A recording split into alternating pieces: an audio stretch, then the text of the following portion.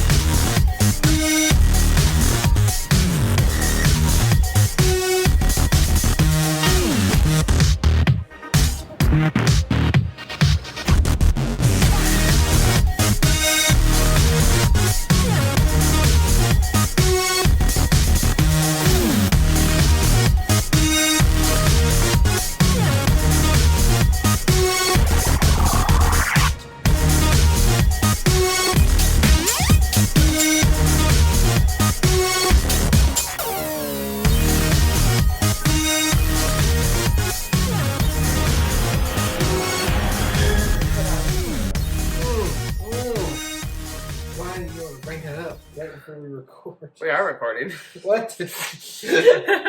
Hello. Hi guys. Welcome back to Fanfiction. We've been gone for a minute. Yeah, a tiny one. Yeah, you caught us in the middle of an Invincible discussion, and we realized we wanted to do a little bit of an update for you guys. Yeah, we started off having a lapse in recording because I had to have kind of an emergency dental surgery. Yeah, you did. It just kind of got way worse from there in my whole, everything life. That was the high point, was the dental surgery. Oh, man. Because they gave me, narcotics. Jeez. And then... it got so much worse from there. And then from there we had... a bumpy ride of life. You honestly wouldn't even believe it if we said everything that had happened. You would think we were lying, exaggerating about things. But we both almost got pneumonia, I feel like, one time. But you know what? We're here now. We're back. We are. And in the meantime, we've been catching up on some new shows that are coming out. Falcon and the Winter Soldier. Oh my gosh. Which I wasn't really excited about at all because I'm not a Captain America reader or any of his subsidiary comics.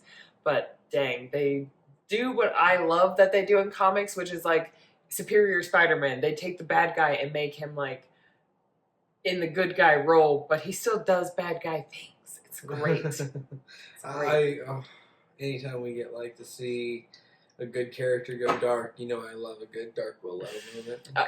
A good Dark Willow moment is a great way to put it. So it's just, and from the moment that Walker put on the Captain America costume, I was just like, it just looks wrong. And you said that's how it's supposed to look. It's supposed to look wrong on him. So Falcon Winter Soldier's been great. We've also had great times delving into Invincible, which...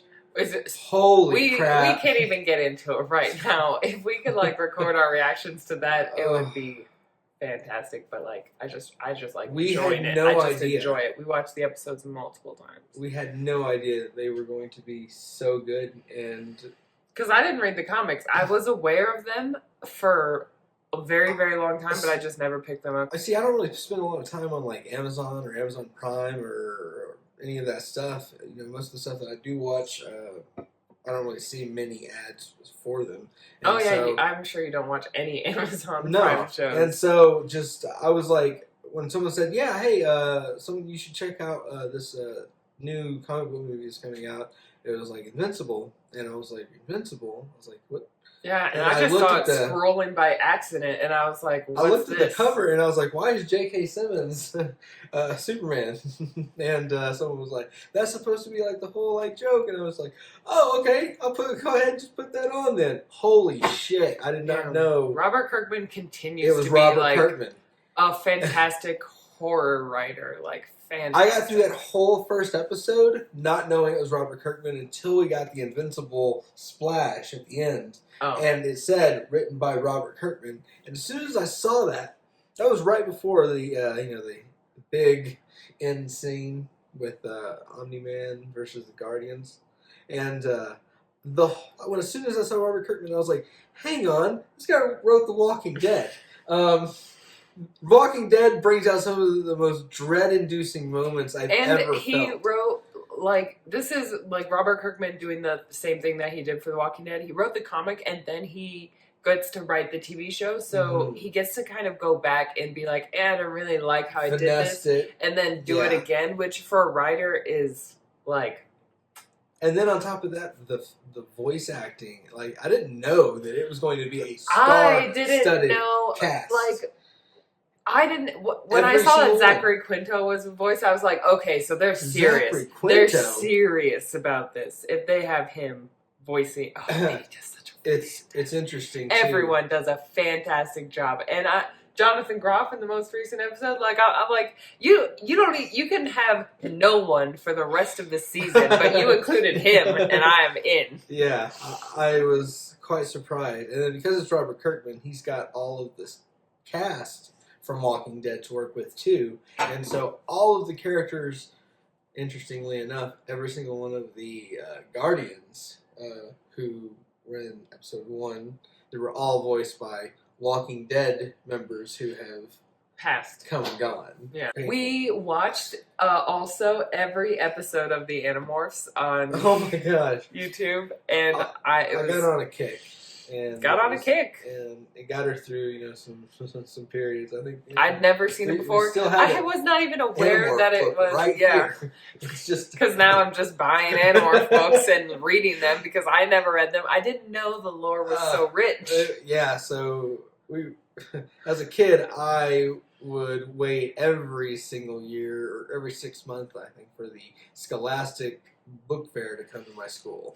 And whenever it would come, they would always come in these big old metal bookcases that were closed together. Yeah. And so I remember I would sit there and I would just wait, almost drooling,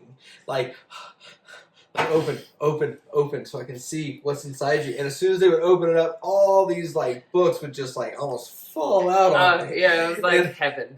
And I remember every single time I would go in there would be a new Animorph book. And I'm like, how the hell is there more? I remember reading of 10 maybe when I was a kid, and as a kid you're like 10 books, that's crazy. And then it just kept coming, and more books and more shapeshifts, because every single one of these is morphed from a person to an animal. Yeah. And so I'm sitting there going, I've never seen Cassie go gorilla, so. And there's 54 of them. I'm not really reading them in order. Normal books. But yes. You haven't even read any of Numbers books. Yeah. Well, because for me, what's really interesting are the stories of the aliens in the Animorphs universe. So the Andalite Chronicles, the Hork-Bajir Chronicles, the Elemist Chronicles. We got that back there. Yeah. There's more coming. There's more in the mail. There's more over there. There's going to be Animorph books everywhere. And I really like it. And they're 200 pages. So I sit down to read it twice and I'm done. What was it that hooked me on? Elemist. Yeah. You just were like, wait, what? Yes. Who is this person? Tumen. What's father? What? Oh my gosh, father. Oof. Yeah. So it's dark, and it's so dark for children's books. They are so dark. Okay, K.A. Applegate, she needs to go to therapy for something.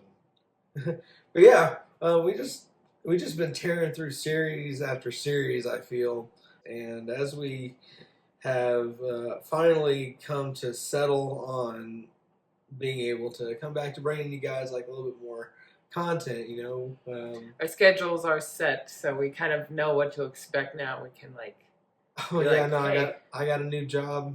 It's been crazy just getting situated. We've been playing a lot of video games. You've in the time since we've recorded, I think last time you've beaten Hollow Knight and all of the little achievement I did platinum Hollow Knight, and then I also platinum Project Kakarot. So yeah, I've just been going through game after game, I feel.